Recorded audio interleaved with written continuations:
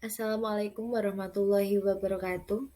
Saya Rizka Stianingtyas akan memaparkan koneksi antar materi topik 6 terkait rencana pelaksanaan pembelajaran.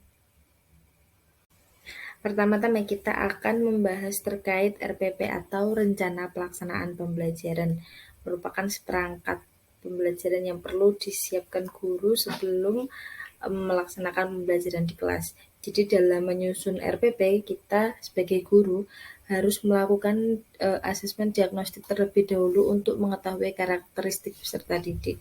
Dari hasil diagnostik tersebut, kita dapat menyusun RPP atau perangkat pembelajaran sesuai dengan karakteristik dan kebutuhan belajar peserta didik. Penyesuaian itu bisa melalui proses belajar, jenis asesmen untuk peserta didik, metode belajar maupun produk luaran atau karya yang harus dihasilkan peserta didik. Kemudian tujuan pembelajaran yang di dalam RPP tidak jauh berbeda dengan kemampuan awal peserta didik, sehingga tujuan pembelajaran ini dapat dicapai oleh peserta didik. Kemudian strategi dan model pembelajaran yang digunakan dalam RPP harus berpusat pada peserta didik. Hal ini sesuai dengan pembelajaran paradigma baru yang lebih mengutamakan pembelajaran berpusat pada peserta didik dibandingkan berpusat pada guru.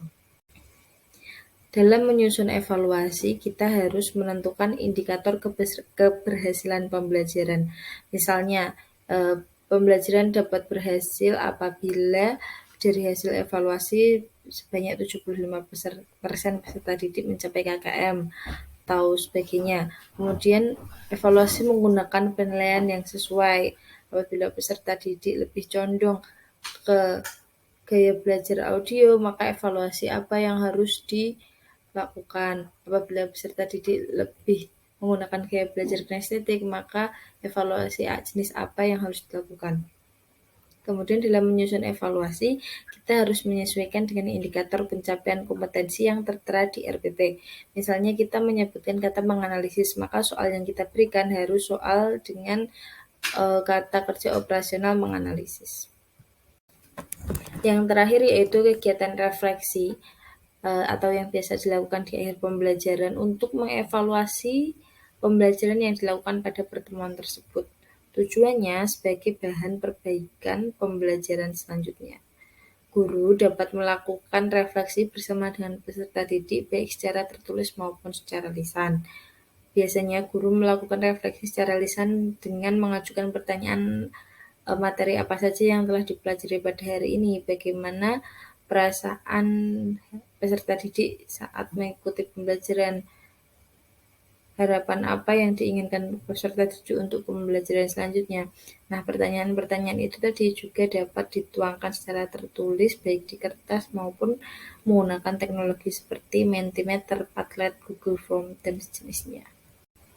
Kemudian relevansi topik ini dengan mata kuliah lain yaitu pertama pada mata kuliah prinsip pengajaran dan asesmen, RPP mengacu pada pembelajaran paradigma baru di mana pembelajaran berorientasi atau berpusat kepada peserta didik.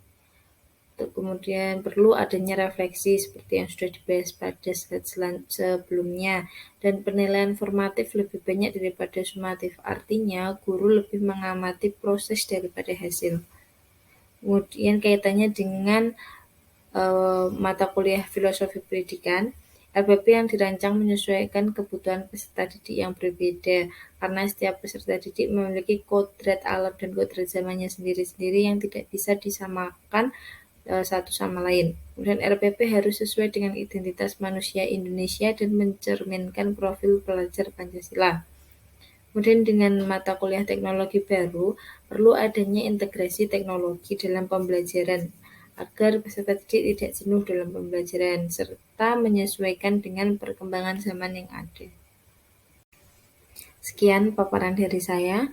Terima kasih. Wassalamualaikum warahmatullahi wabarakatuh.